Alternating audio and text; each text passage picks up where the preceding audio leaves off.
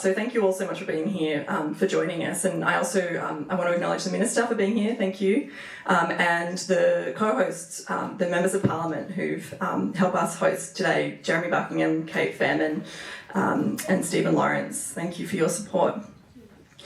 As you all know, our inland rivers are in crisis. The Murray-Darling Basin, the Darling-Barker, has had decades of ecosystem collapse. We've seen fish kills, declines in water birds, really successive years of mismanagement of the system.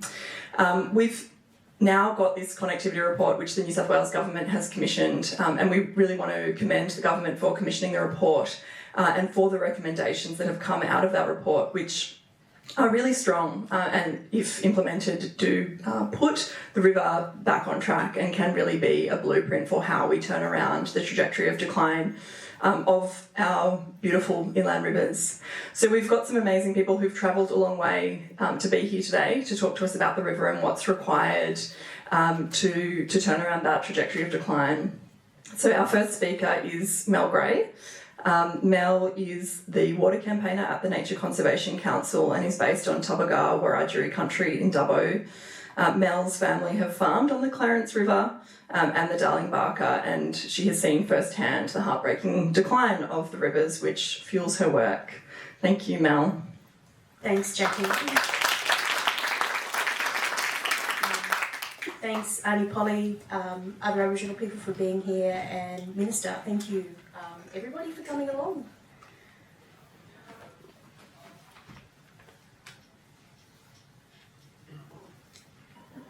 So the law in New South Wales directs that the environmental needs of the rivers must be prioritised above everything else. It's only in the most severe drought emergency does the law say that the Minister can direct that critical human needs can be prioritised over environmental needs. And this makes sense, because if the environment's looked after, then it'll be there to look after us. So if we've got these really strong laws, then how can the Darling-Barker be dying in front of our eyes? Well, it's because the rules are out of date. They're not fit for purpose, and they're not suitable under the law. They need a serious update.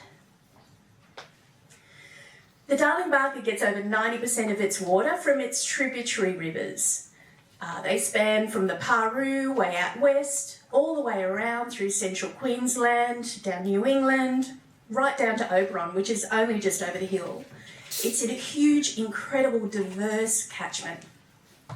However, the biggest of these tributary catchments in New South Wales, that's the border rivers, the Gwydir, the Namoy and the Wamble Macquarie, they're managed as if they were discrete, disconnected systems.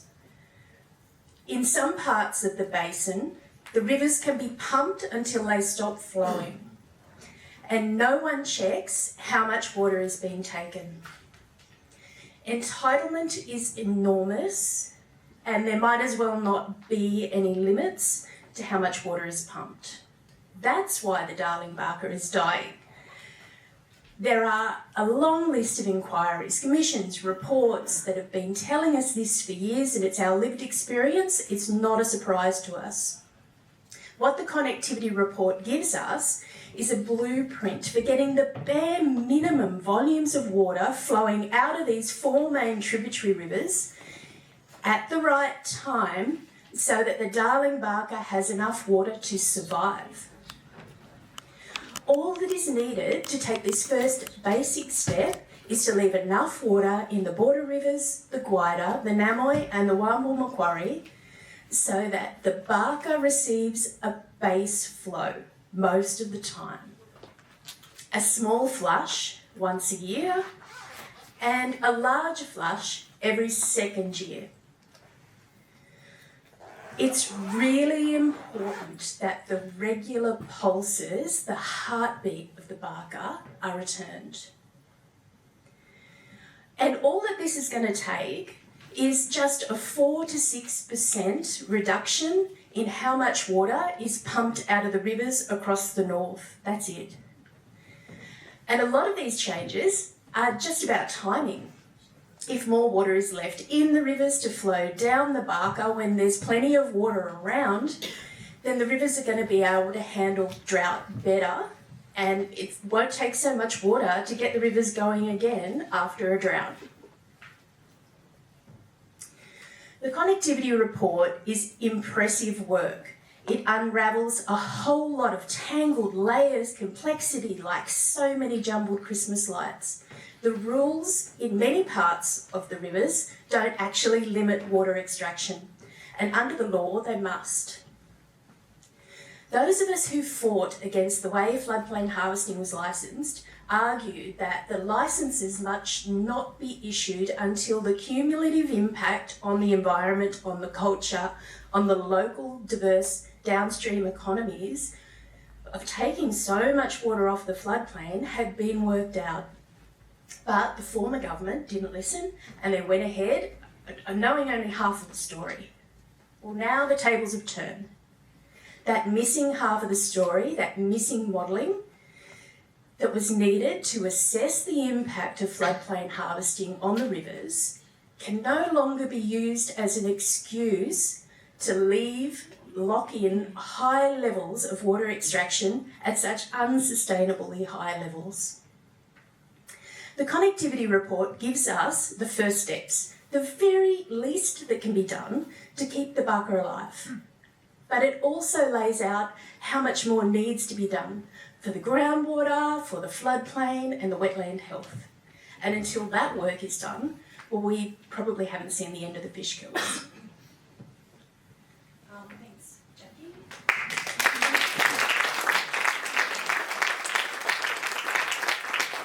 Thank you, Mel. We're now going to hear from the Minister, Rose Jackson. Rose is the Water Minister and has had the portfolio since the election in March last year. She's been a member of the Legislative Council since 2019. And Rose came to the Macquarie Marshes on a canoe trip with the Nature Conservation Council before the election last year out to Garry's property to see the Macquarie Marshes firsthand. So thank you for being here, Rose. I did. It was about 40 degrees in the shade. It was an intense physical, but also, of course, emotional, almost spiritual experience to go to the marshes. There was so much water in them and bird life in them when I visited, and it was incredible. I do love the water. I describe myself more of an ocean swimmer. I'm not really a kayaker, so being out there was quite a new experience for me, but it was incredible. Although when we opened the door and there's a baby brown snake there, and all these guys are like, oh, don't stress. I'm like, I am a city girl. But yes, thank you once again for everyone who hosted me at the Marshes, and for hosting this event here, and for having me come along to say a few words. Look, a couple of things I want to say. You are all very welcome in Parliament House, and thank you to the Nature Conservation Council and all of your partners and your parliamentary hosts who put this event on.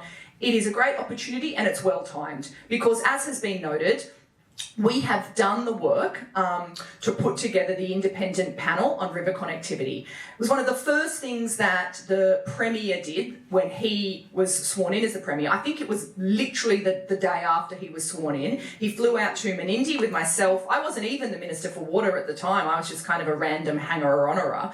And Penny Sharp, the Minister for the Environment. It was in the aftermath of the March 2023 catastrophic mass fish death. And on site, it was obviously extremely clear how devastating that event was, and spoke to the ecological catastrophe that Jackie mentioned. We commissioned the Chief Scientist to do a piece of work. He and his team have done an excellent report that specifically looked at the lead up to and the response to that isolated incident. But of course, that incident is not isolated. It drew on the broader systemic challenges that Darling Barker faces, and spoke to the need for longer term systemic reform. One of the things that the Chief Scientist recommended was the independent expert panel on connectivity. So this is the kind of sequence of events that the government has gone through in order to address this problem.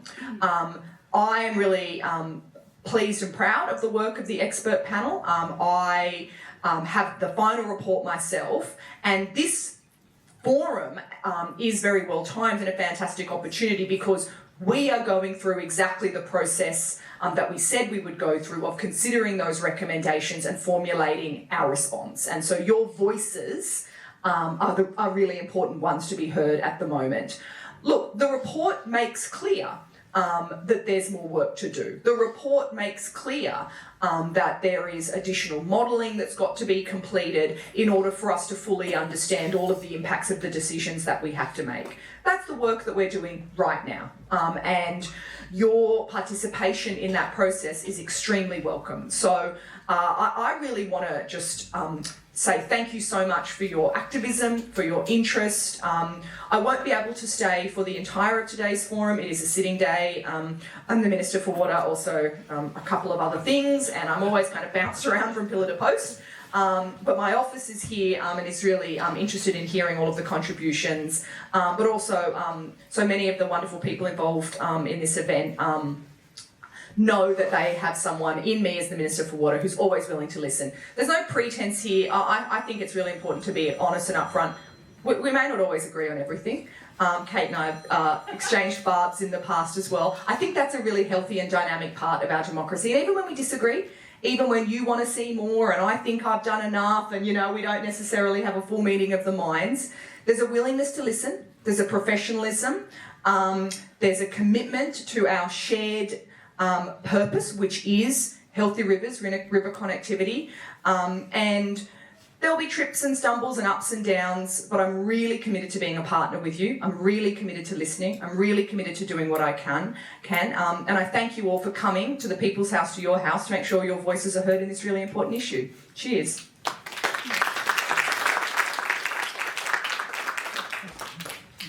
Thank you, Minister. Perhaps next time you head out it won't be so hot and maybe less snakes. I now get to introduce Garry Hall. Garry is the president of the Macquarie Marshes Environmental Landholders Association and a private Ramsar wetland manager. The Hall family run a beef grazing business and are unregulated irrigators in the Macquarie Marshes. And having had the privilege of visiting Garry's place and paddling out on the marshes, I can say what a fine job they do as managers of that land. So thank you, Garry. I'd probably be a bit more comfortable standing up. Thanks, Minister Jackson, on giving NCC time to be a part of this process. My role here as a pastoralist, beef producer, Ramsar manager, unreg irrigator, representative of my community, and is to give you the courage, put the support around you to go ahead and implement the findings of the panel's report. Connectivity to the Bow and Darling for us is a no-brainer. The river doesn't have its own catchment. The over-allocated tributaries in the upper catchment of the Bow and Darling are a mess. New South Wales government in the past hasn't accepted that there's a commitment to those upstream tributaries to provide a flow to the Barwon. I know I've been heavily involved in water resource plan development, remake the 2004 water sharing plan, and many previous water sharing plans in the Macquarie, and it's been all in valley. The connectivity panel report is the first opportunity we've got to get it right. With my inclusion in the development of active management in the Lower Macquarie, there has been some massive mistakes made. It'll be a slow process getting through this, but the irrigation community are only a small part of all the stakeholders in the wider water dependent community. Up until now, the influence that the irrigation community has made on water policy development has been phenomenal. I'd like to think through the implementation of the connectivity panel report, we can start to include all the other people that up until now haven't had a voice, and in my opinion, that's why the rivers have been so badly over-allocated. Our community in the marshes is possibly a little bit disappointed that the Macquarie wasn't recognised in its role as providing a clean, pristine water flow into the Barwon at the catchment of the Macquarie is winter spring fed catchment. It's in the northern basin, but it's winter spring fed. So very often when the volumes of water coming out of the Macquarie entering the Barwon, there's low or little flows in the other tributaries in the northern basin. So while we're not a great contributor, the water that flows there, it's recognised that when it arrives at Burke, the water filtration cost of the Burke town water system goes down because the clean water's arrived. So it's important, but all the tributaries are important, and it's a massive challenge what you've taken on. Once again, I congratulate you on the first step. I think that this is just the very start. This is a minimum. It's gonna take courage, and courage is a word I'm using a lot because our community is facing many challenges, including some proposed mining drilling at the moment in the Macquarie Marshes. So we have our own in-house challenges, but you do with many portfolios, and we always would love to see you out on the ground in the marshes. It's not always 40 degrees. But once again, congratulations on what you've done so far, and we hope to be able to give you the support to be able to take the tough decisions that will be necessary to move it forward.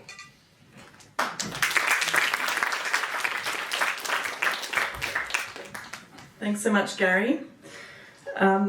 It's now my privilege to introduce Aunty Polly Cutmore. Aunty Polly is a traditional owner from the Grazier and McIntyre rivers in northern New South Wales. She was raised on the Mehi River in Moree, which is part of her country. Aunty Polly is currently involved with the Commonwealth Aboriginal Water Buyback Program and the New South Wales Grazier First Nations Environmental Water Group. Thank you so much for travelling to be here, Aunty Polly.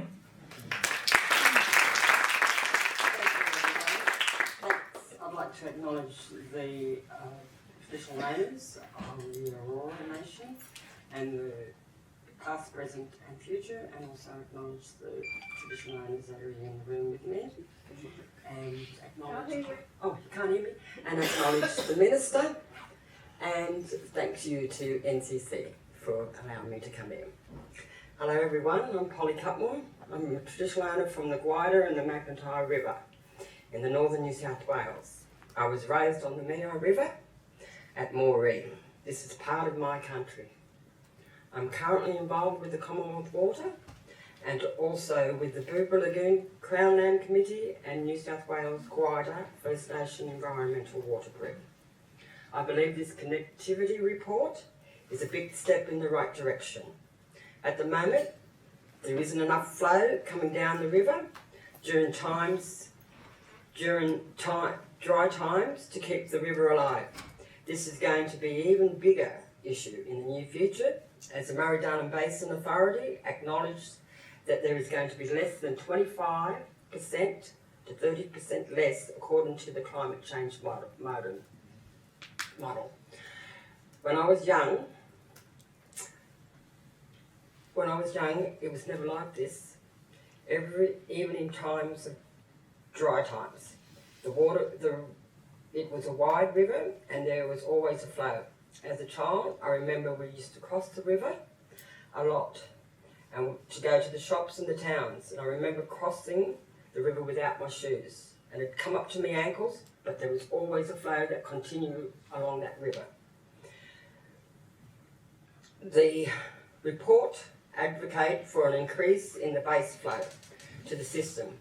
This is bare minimum to that the river needs to stay alive during drought. I call this the basic flow because it is necessary for all the land to survive, all life to survive. If this doesn't happen, the river will continue to die at a current rate of irrigation and what I regard as outright theft. In my lifetime, the river has turned from being an overflow system, given life to the surrounding countries, to now where it is just a trickle down the middle of a riverbank. The death of the river means the death of my cultural identity. Before contact, all the clans on the river had water frontage. We all relied on the river and the water. The springs, the water rolls, everything we did involved water, just like it is today. The flowing river and the springs fed the joining creeks, the water rolls, and form the large wetlands not seen for a long time. This is our cultural heritage and it needs to be restored. The word culture is mentioned 48 times in this report. An healthy river is important for our cultural identity. Our well-being, that is true, and our well-being, that is true. What the connectivity report doesn't not directly address are the current flows and the significant current outcomes. The assumption is that what is good for the river is good for First Nation. This may be true, but our cultural outcomes are more than just that.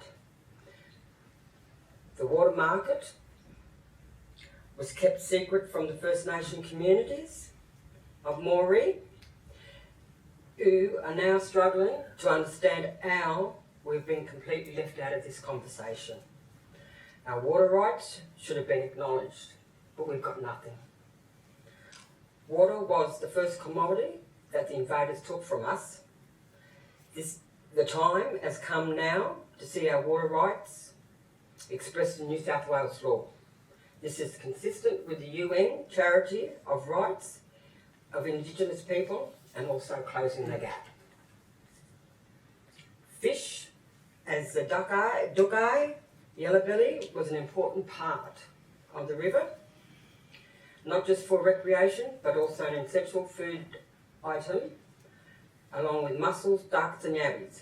But the duckeye was also medicine, a totem and a dreaming being.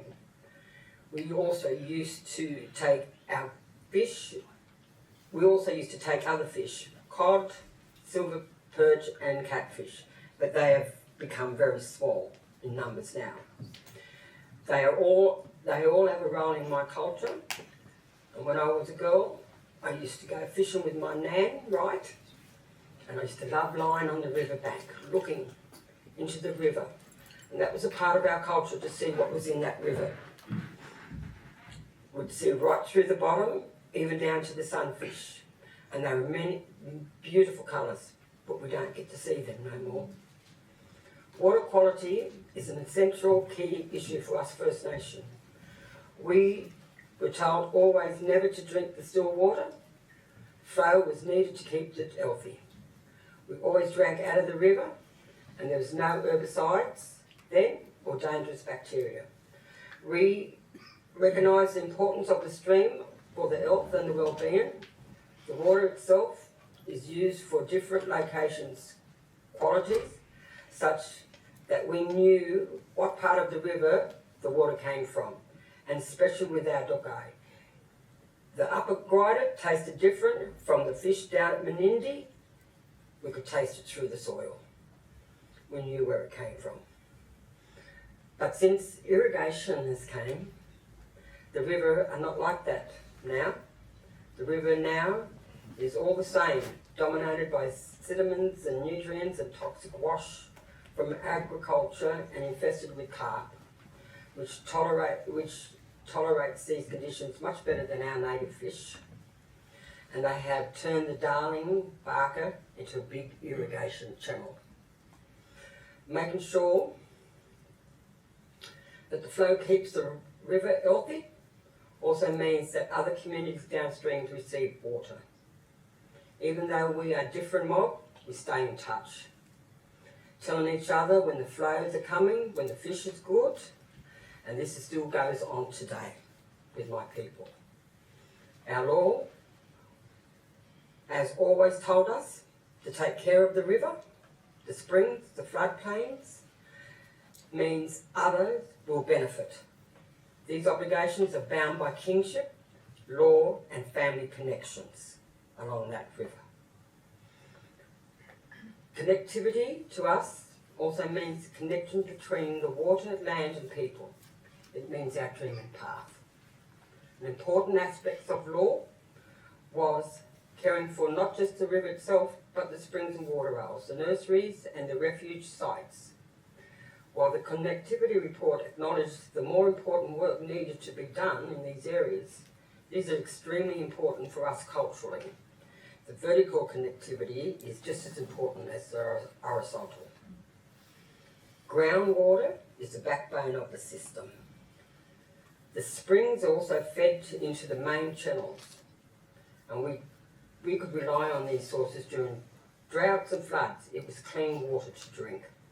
Different parts of the catchment were considered men and women's business. While looking after the river and fish was usually done by our men, women's business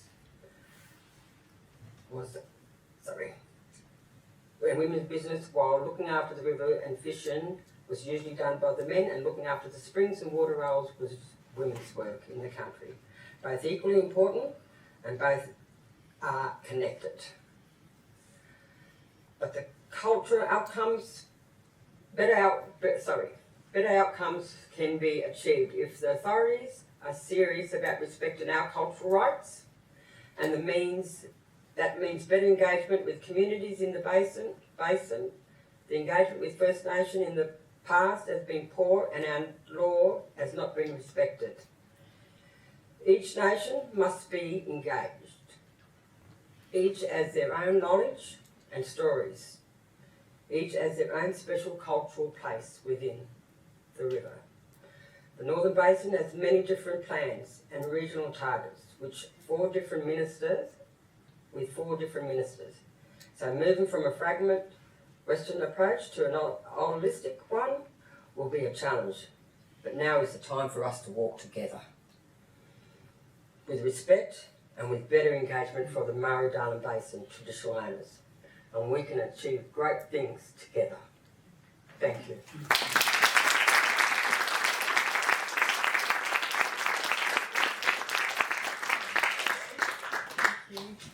Thank you so much, Aunty Polly. So excellent to hear about connectivity, not just when we're talking about water, but that connectivity to culture as well. Next, we're going to hear from Cate McBride. Cate is a fifth-generation farmer from Menindee in New South Wales who's become a fierce advocate for the Barker River. She's experienced firsthand the mass fish kills and dry rivers and witnessed Australia's inland rivers and their communities being pushed to the brink due to over-extraction. Thank you, Cate.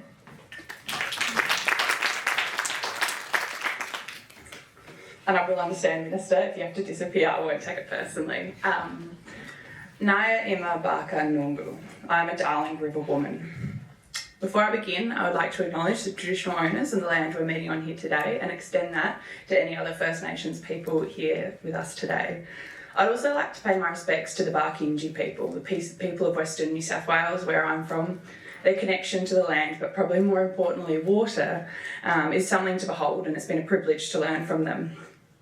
So as you heard, my name is Cate McBride, and I grew up along the Lower Darling Barker River, so below Menindee. After some time living interstate in Canberra and Adelaide, I've returned home to live on my partner's property, which is just above Menindee now, so I am in the Northern Basin. I'm also a Basin Community Committee member, Healthy River Ambassador, and as you heard, fifth-generation farmer too. I now live on one of the very last properties in the Northern Basin. And so the connectivity discussion that we currently have has become even more important to me than ever before. I've been asked today to give you a Menindee perspective, but which would you like? The perspective of what Menindee can be, or what years of over-extraction have made it into? When hydrated, Menindee is an oasis in the middle of a really dry landscape that supported people and animals for tens of thousands of years. But in recent decades, it's been decimated. Our community is so strong and resilient, but the trauma that's been left from successive fish kills and environmental damage can be seen on the faces of people as you walk down the street. The memories of hundreds of kilometres of bone-dry rivers with darling barker mussels dying in the hot sand, and millions of our precious fish floating to the surface, filling our airways with a stench that, unless you were there to see it and smell it, you wouldn't believe. And I thank a number of the MPs that are here today that have actually been out and seen that. Our lake system is a genuine wonder to behold, but even flying over it the other day to get here, it still takes my breath away. But it does make me sad that most Australians today associate it with dead fish rather than the beauty that it really is. It's a system that supports bird and fish numbers basin-wide, but recent events have left damage that we'll probably never entirely comprehend. I'm here because my home has become the picture of unhealth when it comes to Australia's inland rivers. In my lifetime, Menindee's population has halved, largely due to water security issues. The Menindee I've known in recent years has been plagued by over-extraction, often described by locals as a sacrificial lamb in the middle of the two basins. Our community needs help, and that help comes in the form of water recovery and reliable flows. We're here today to speak about a report that's been released telling you that our rivers need help.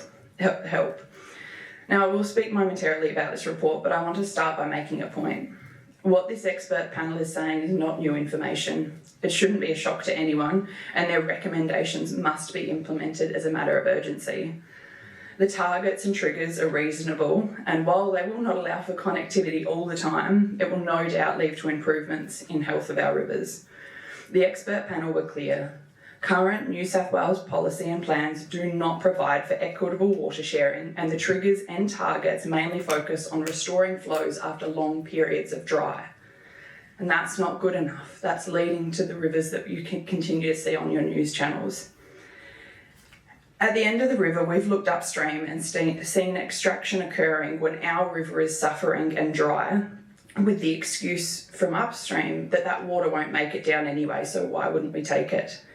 There is a real attitude upstream that water not extracted up there is wasted, and it's fitting that their licences are called entitlements. Irrigators and water markets cannot and should not be driving river flows. Instead, we need an approach whereby the river gives some water to irrigators once community and the environments are provided for, and that's what this report is asking for. As I said before, I grew up on the lower Darling Barker, so for those of you that don't know the area, that's below the Menindee Lake system. But last year I moved to my partner's property, which is 60 kilometres above Menindee, so just above the top lake. The genuine panic that set in when I realised that we were the last property on the Darling Barker above Menindee is something I still feel talking about now. I have anxiety about the next dry time and where the flows will keep coming down our part of the river. But for the first time since moving to the Northern Basin, reading this report, I felt hope. I felt hope that we were going to protect flows coming down that river system. Sorry.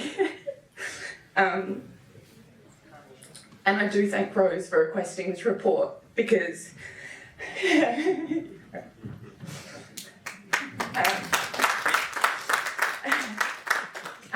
because it is an exceptional piece of work done by some exceptional people as well. Now, some might be asking in this room that aren't as involved in water policy why the Murray-Darling Basin Plan isn't fixing all of these issues. And we won't go into the lack of action that we've seen in the Northern Basin when it comes to water recovery. But I will say that the Basin Plan essentially needs some baseline flows for that environmental water to better the river system. And that's not what we're seeing. That's something lacking in the Northern Basin, and ensuring a baseline flow with annual and biannual small and large flows will remedy this. It will help our Commonwealth environmental water holder. Something I was really excited to see in this report was the need for differing rules as well, depending on whether it's wet, dry, or in between periods. At the moment, it feels as though rules allow for massive extraction as soon as it rains, right up until our rivers stop flowing, and that's what we see at the end of our rivers. There's been an effort from vested interest to spread misinformation about flows in the Darling Barker for many years, creating a narrative that this river shouldn't flow. As you just heard from Polly, that's not the case. Even research by Martin Malin Cooper tells us that between 1885 and 1950, the Barwon Darling flowed 92% of the time. And even during the most severe droughts, there were perennial flows 85% of the time. This isn't a river that is meant to be dry regularly. We need huge support from the public and members of Parliament to call out this misinformation and do the right thing. Back the Connectivity Panel report. We need action from this government on recommendations and the findings now, not years down the track, because that will be too late. I know that Australians don't want to see their inland riverways drained by opportunistic crops or filled with dead fish. vested interests have got their claws in and will oppose these common sense recommendations. And we need everyone to stand with us and Minister Rose Jackson and her department to implement these recommendations. I want to thank NCC for having us here today to have these important discussions, and I look forward to them continuing. Thanks also to the MPs that are here in supporting us, and particularly those that have made their way out to Menindee during fish times, and even better when it's not filled with dead fish. The reality is that the river that I know today is not the Darling Barker that previous generations have known. And the river my future children will know is not the one that I have grown up alongside. I hope that the river that they know will be a healthier one, but it will take everyone in this room together working to make that a reality. Thank you.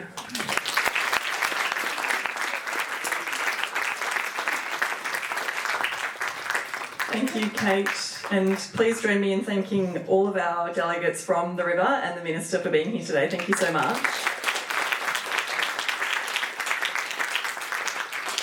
We're now going to hear from our parliamentary co-hosts. Thank you again for helping us to put this on. And once we've heard from our parliamentary co-hosts, we will have time for some questions. So maybe I'll start with Stephen Lawrence from Dubbo. Thank you so much. Thanks, Jackie, and welcome everyone to Parliament House. I was really honoured to be asked to co-host this event. It's a really important event at a really important time with the release of the expert panel. Can I thank all our panellists, including the Minister who's just left, but thank you Garry, Cate, Mel and Aunty Polly. Look, I think, and I don't want to say this in a way that sounds like I'm making a Labor Party point or a political point, but I think we are lucky to have Rose Jackson as the Minister, and I think we're lucky to have a Premier who used to be the Shadow Water Minister. And I don't want to sound like I'm making a Labor Party point, but I don't doubt their heart and their policy and their understanding on these issues. I think it's very genuine. And I've had a lot to do with them over the years, both of them, including hosting water events with Chris in Dubbo when he was Shadow Water Minister. But Garry, as you said, there's a lot of vested interest in this area, and there's a political process that happens in this area, and this is not an area where, as you know, and this is probably a statement of the obvious, it's not an area where everything is determined by the heart and the intent and the policy understanding of the Minister. This is heavily contested space. We're talking about economic vested interest, and I don't say that to impugn those interests. People are entitled to have vested interest, and people do act in their own interests. That's just the reality of it. And we have legal frameworks which we hope that people comply with. They don't always, but they sometimes do. But that doesn't mean that the proper policy settings are in place. But this is heavily contested statewide by communities, by vested interest. And that's why I want to thank all the activists in the room, because as you know, you play a key role as protagonists in that political process. And where that political process lands in part depends on you, but it also depends on how the message is received and what ultimately the policy settings are of the government that come out of the caucus and come out of the cabinet and ultimately come out of the parliament. So, yeah, I just want to thank you all for the work that you do. I've witnessed it over the years in my community of Dubbo, particularly here I'm talking about Mel, who does such amazing work. And yeah, I live in Dubbo, as was said, and the river's about 1 kilometre down the hill, and I use it a number of times a week. And yeah, my heart is there on this issue, but I'm but a member of the caucus, and this is heavily contested space. So thank you again for the work that you do. An absolute pleasure and a privilege to host you all here at Parliament. Thank you.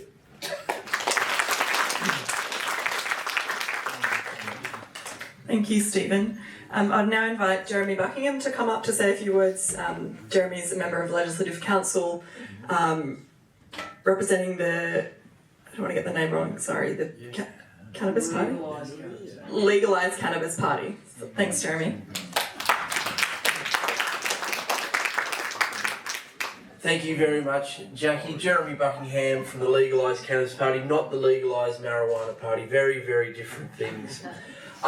First of all, I'd like to thank Aunty Polly for her very powerful address and acknowledge all the traditional owners here and who've been campaigning for ecological justice for our rivers for far too long, and for a recognition and a restoration of cultural water rights in this country. In particular, Uncle Badger Bates, just an absolute champion, working with him from the Barkindji Nation on the Menindee issue for a number of years. 20 years ago, the water issue in New South Wales was my sort of entree into politics. I moved to Orange in Western New South Wales and was studying at the university there, wasn't in politics. Read a report about this thing coming down range called climate change, and the Bureau of Meteorology said we were going to have climate change, and there was going to be a reduction in surface water inflows into our rivers. And the numbers were absolutely catastrophic. The reductions were 30 to 40%. And I thought, that's a lot. When you looked around the central west of New South Wales, western New South Wales generally, if you took away 40% of the water, how were we going to survive? And so I started talking about that, ran for the local council, got elected. People laughed at me, said climate change was a fallacy, that we'd be mining coal for another 1,000 years, and that everything would be right, and that the economic imperative would always take precedence. Well, within 3 years we had the millennium drought, and the city of Orange, which had a very small catchment, got turned on its head as competing interests, big miners and other industries, fought for a diminishing water supply, and I saw our politicians absolutely inept, unable to actually put the interests of even the drinking water supply of the community in front of mining interests, let alone our wetlands and the Macquarie River. So that's how I began. I met Garry and others, worked at the Central West Environment Council, working to restore flows, as it's been described, those pulses of water to our river systems, and realised that they were being choked, they were being strangled, and it was really distressing to see some of the dieback and the decline in some of the Narran lakes and the Macquarie Marshes and the rest. And it became a passion of mine and remains. So when I was elected to Parliament, I campaigned on the water issue and saw that there was just this episodic return when there was from boom to bust, and this attention on the issue that came when we were in crisis, but no solutions. And so no other crisis has been more writ large in the sort of the mind of the community than when we saw the fish kills in the Darling River. I went out there many times, saw just out of interest, saw the Menindee lakes in flood, and then within a year or two saw them in absolute crisis, and worked with the McBride family, the Barkindji and the local environments out there, calling for a restoration of that water, and also campaigning to expose the corruption, and that's what it was. There was political corruption, bureaucratic corruption, corporate corruption that was leading to a corruption of our water system. So it was not by mistake, it was by design that our river systems ended up in the way they were and the way they are with this collapse. So it's absolutely fantastic now to be back in Parliament, to have a new minister. I've described Rose as a breath of fresh air. I've been working with her to make sure that we do the things that need to be done, that we focus on the solutions. We have the courage to work together to bring in those solutions. It's absolutely fantastic after the Matthews report to see NRA, the Natural Resource Access Regulator, actually a cop on the beat, enforcing the no meter, no pump rule, actually out there penalising those people who do the wrong thing, making sure that they have the powers they need. It's also one of the things I will be doing is pushing for the recommendations of the panel to be implemented in full, to be pressuring the Premier through some of our processes to do the things that are enshrined in closing the gap, in recognising cultural water, and making the case that the losers out of this injustice in terms of what we do with our water, a lot of the time are the farmers. A narrow band of multinational corporate companies desecrating our rivers for short-term gain, and some of the losers are our communities, pastoralists, other farmers as well. So it's important to make that point too, that it's not farmers in the environment, it's some other sort of corporate rapacious operators versus our farmers in the environment. So I will be continuing to pressure the government, reminding them that they have this huge opportunity to get the things done. The work of the Natural Resource Commission, this expert advisory panel, is excellent. I will be continuing to push the government to implement it in full so that we hopefully return the river to some semblance of health, because at the moment it's an absolute disgrace that we've allowed it to get here, and I think there's a lot of goodwill to focus on the solutions, and that's what I hope to do. Thank you. Thanks, Jeremy. I'd now like to invite Cate Faehrmann up. Cate is a member of the Legislative Council representing the Greens, and is the Greens spokesperson for water and a long-time advocate for our inland rivers. I think this works, yeah. That's kind of confusing me. I'm just going to give that there. Yeah. Thanks, Jackie. I too would like to acknowledge that we are on Gadigal land, and I'm glad I actually came in. I'm so sorry I was late, but I did come in for Aunty Polly, most of your talk, and you're the only person on the panel that I haven't met. So lovely to meet you, and I'll chat with you afterwards.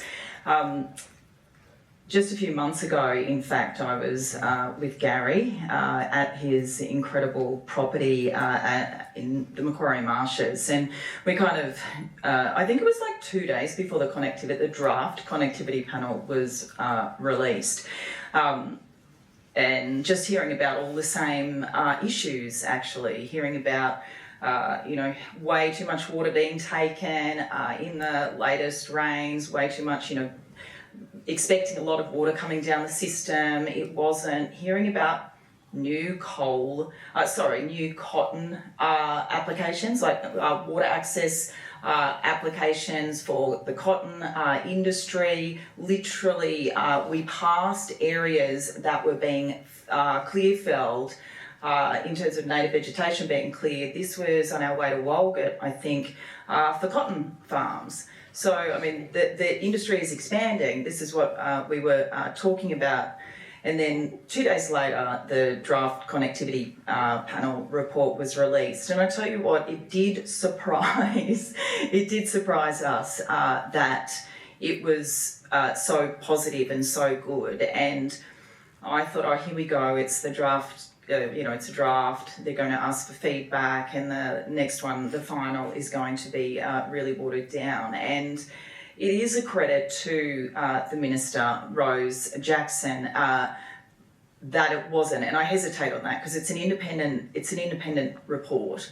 But the direction, I think, that the Minister has provided in this space since she got elected has been really solid, and I'll say that for her. I agree with Jeremy, who has wandered out, I think, but just that whole culture for 10, 12 years of the National Party in this state in control of water, it was just so horrendous. Anybody that was around experiencing all of that would know. So it is actually quite positive, and I think Rose is probably the best person in the Labor Party to have the water portfolio. So I just want to say that I do respect her. We have very good conversations, and I do get the impression she is driving reform, not just in terms of policy, but also trying as much as she can within her department because we also know that we can have a change of minister, but unless we have a change within the department as well in terms of culture and the way in which they do things, she's going to have a very hard time getting anything through. I'd also want to say both Mel and Cate, I've gone to the McBrides, Talano Station, stood with Cate on the very, very depressing dry riverbanks of the Darling Barker as well, and have worked with Mel obviously at NCC doing fantastic work. If this connectivity report is kind of what we've got, it's what's before us, I absolutely echo everybody's sentiments about how much we have to work to support getting it through because of the vested interests in this state. When it came out, the Irrigators Council went absolutely berserk.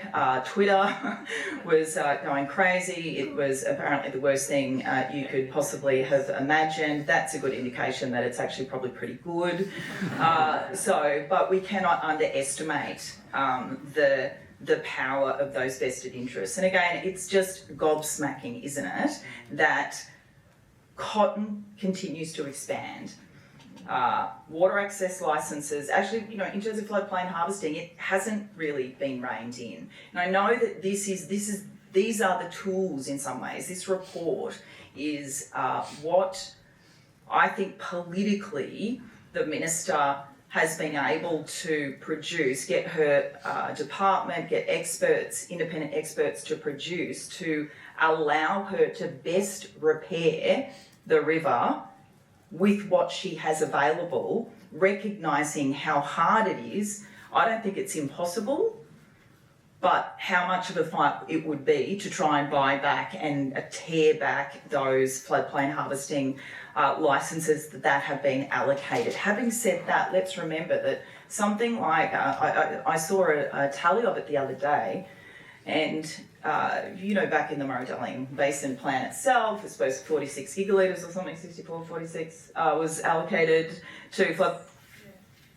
46 allocated to floodplain harvesting. There's something like 416 or something at last count gigalitres of water has been allocated to floodplain harvesting. And we'd like to see a mechanism to actually claw that back. And I understand, and I understand that the way that the minister is doing it, I really do, politically, to look at, connectivity throughout the whole basin, that's super important, we have to do that, but I actually think we need to bring those licences back. We'll continue to kind of push out here. I think the Greens have a good role to play in doing that. Having said that, we 100% support the connectivity panel report, and will support the minister in her efforts, work with communities, but we're not going to let the big cotton industry, the big foreign corporations, those big corporate irrigators get away with it, actually. So we will continue to pressure them, and we don't think that the state government should be allowing any more cotton, frankly. So there's that side of the campaign that we will continue. This connectivity report is a very good start, but it's not the entire solution.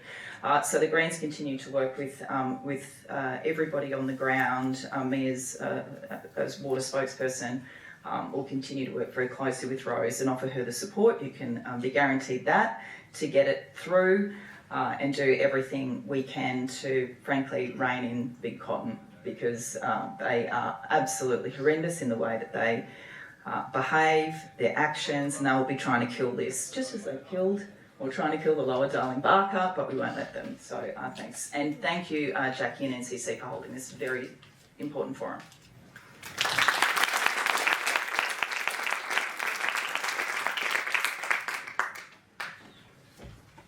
Thank you to our parliamentary co-hosts.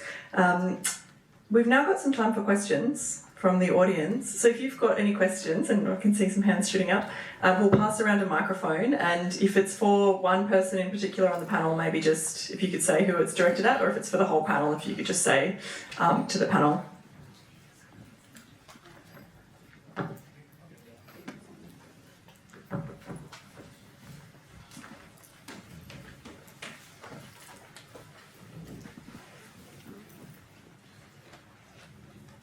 Thank you.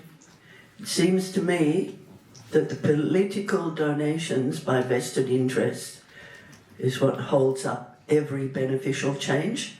What on earth can be done to stop these political donations and allow the right decisions to be carried out?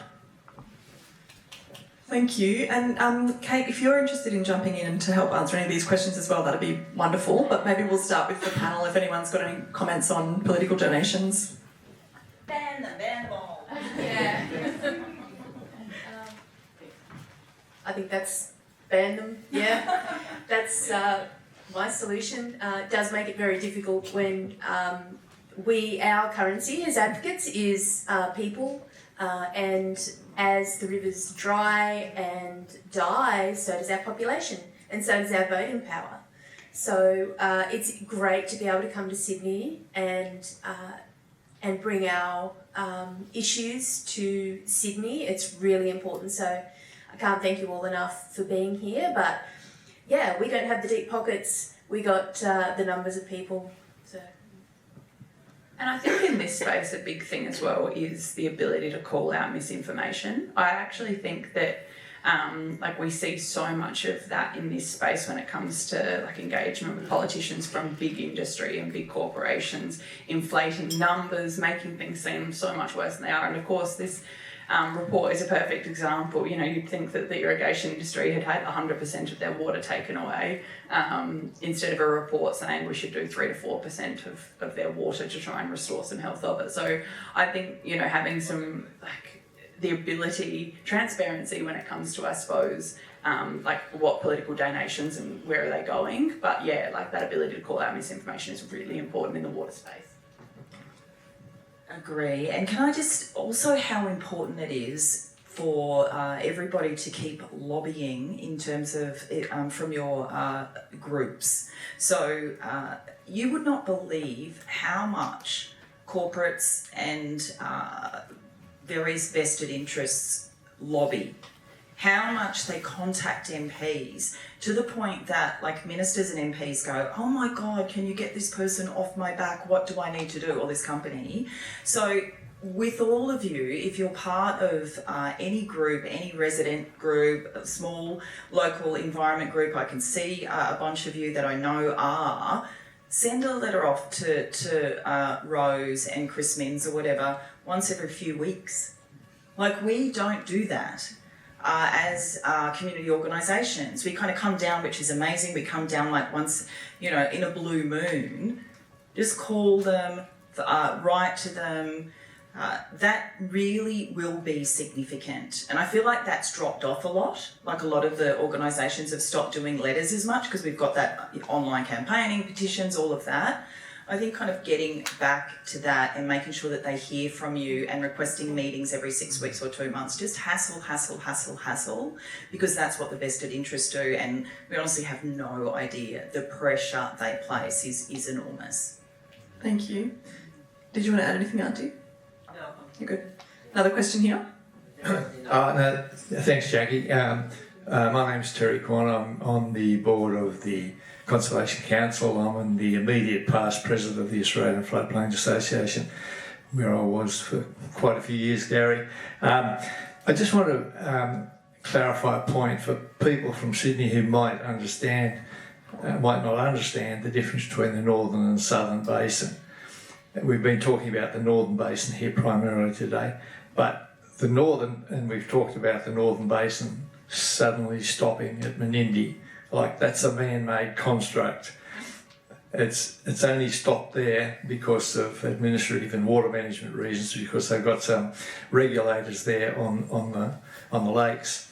And so Cate said she lives on the lower Darling, which is below Menindee, but really ecologically it should be one system. So the northern basin is determined by whitefellas building regulators at Menindee, and therefore we talk about the northern basin, but really it's one system that's interfered with by these regulators. So don't lose sight of that. It should be one system. Thanks, Terry. Any other questions from the audience? Got one here. Hi, Tracy Carpenter from Inland Rivers Network. I wanted to ask about the political disparity and who is fighting in their electorates for rivers, because we see, the rivers often don't get taken seriously in the place where the parliament is and where the power base is. How is it playing in your electorates, because you come from across the state? Do you feel that you get the right voices are being recognised, or do the irrigators and the people that want to turn water to profit win out even in the local context?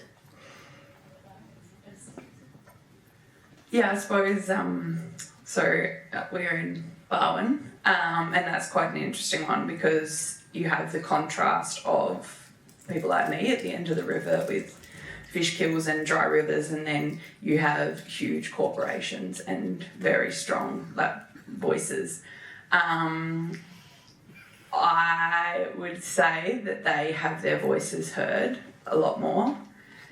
I think it's actually more so than just like our federal and state parliaments though. Like it goes down to council levels. Like councils in Australia have these vested interests on them.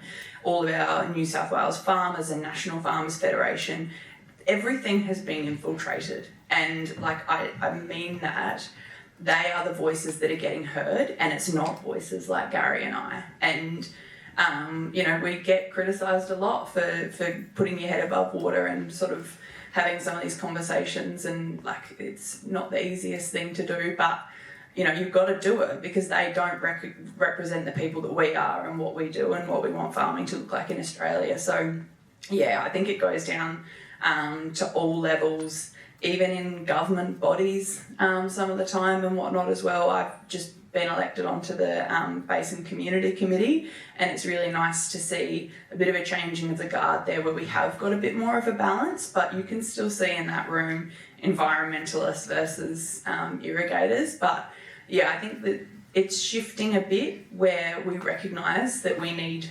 multiple voices, and I think probably most importantly as well First Nations voices in these rooms as well, because they're another voice that do not get heard. I was just let you know about those irrigation fellows when I was in Canberra trying to get more water back with Tanya Privasek.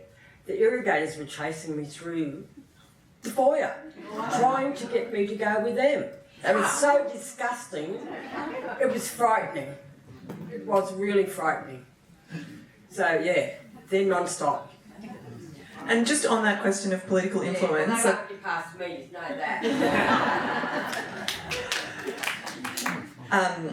On that question of political influence and the fact that we are here in the Sydney CBD and, votes or governments, they're sort of won or lost in the more populous areas of the state. And I think that's why it's really critical that us as people who don't necessarily live out on the river are here raising it as an issue. Rose said she's a city girl.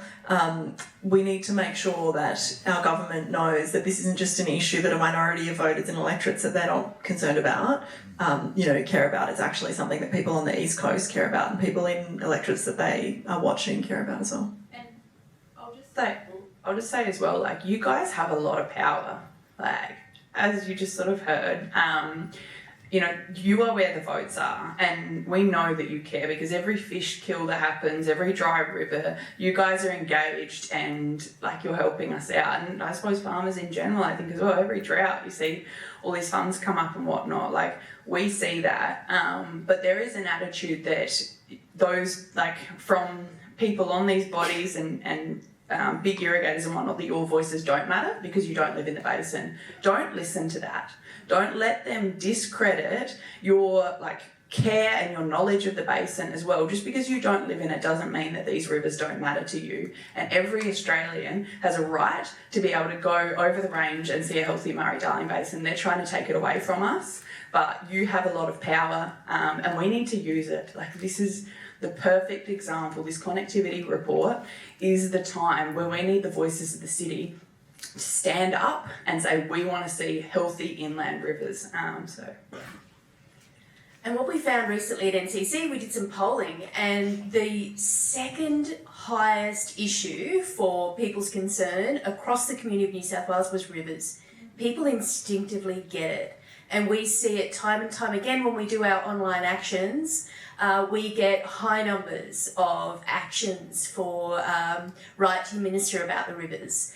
People instinctively, at the cellular level, understand that water is the source of all life and always have beautiful memories of clean, healthy rivers.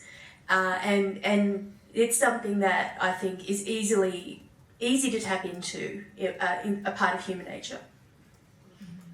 Any other questions? Yeah.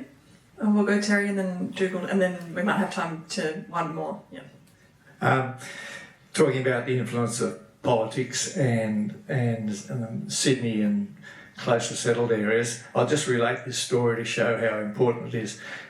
In my working life, I used to be an executive level senior New South Wales public servant, and I was having a meeting with the minister one day on the 25th floor of Goulburn Street, and we were putting to him, I won't mention the minister or another politician involved, I was putting to him a new proposal. It was actually for management of kangaroos, and we said, oh, look, a particular member out in the far west might not like this. And so this minister got up and walked over to the western window of the 25th floor of Goulburn Street, and he looked out there and he said, I don't care what that bloke thinks, because I can see 25 seats out here. They're important. And that's how politicians view it.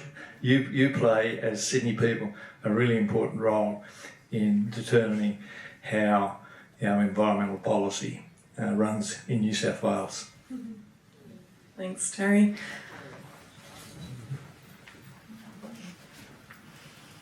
Sorry to make you on. Mel, you mentioned the priorities under the Act being the environment first, water-dependent ecosystem, then stock and domestic, then extractive uses. In the Macquarie, and probably in other river systems too, there's an environmental water allowance which is given out at the same rate as a general security water. If the priorities of the Act were followed and that environmental water allowance was actually lifted above the extractive uses, like the priorities of the Act say, how much would that help this connectivity report to connect the rivers? Well, the report recommends the establishment of new environmental water allowances, connectivity environmental water allowances. It's only addressing the border rivers Gwydir and Namoy, and that's exactly what is recommended in this report, that new allocation of environmental water have a higher protection than general security, which, as you rightly say, at the moment, Macquarie, we're very lucky to have a healthy environmental water allowance that was set up for a long time ago now, Garry. But as you say, the priority for it isn't as high as it should be. This is an opportunity now to establish this environmental water allowances I think should be in the Macquarie too, of course, in the Wamble Macquarie as well. But so I'll say in the 4 catchments, border rivers Gwydir, Namoy and Wamble Macquarie, to establish new environmental water allowances owned by the New South Wales government, by us, the public, that do prioritise water to connect the rivers above general security. So here's our chance to get it done, Dougal. We'll take one more question. Can I ask Mel a question on that? So what Dougal just asked, is that going to require legislative change, do you think? And I'm really sorry I missed the minister's speech, but I think I can see that you've recorded it, because I just want to go back and see whether she spoke about the implementation timeline. No. Well, because I'm just really worried about a state election in 2.5 years and getting some of this through, which is why I'll throw it to Mel. Just whether you've had any discussions with her about that. Yeah, the timeline that we've been told is that the same as the timeline that is in the final report suggested by the panel. I'm concerned about the recommended timeline. I think this work could be prioritised much quicker. I know that it can be. I know that this modelling won't take as long as we may be expected to believe. I think it's an absolute priority that this stuff get going and be ready for water sharing plans. Doesn't have to wait for a remake, doesn't have to wait for Basin plan timetable or any other timetable. This work can be done as a priority, as a single piece of work, and put into water sharing plans before the end of the year. That'd be good. Thank you for your questions. Thank you to our wonderful panel and for our river community representatives for travelling. Thank you all for being here. And Mel will be in touch about where to from here and how we can keep the pressure up to make sure that those recommendations in the connectivity report are implemented. So thank you all so much. Enjoy the rest of your afternoon.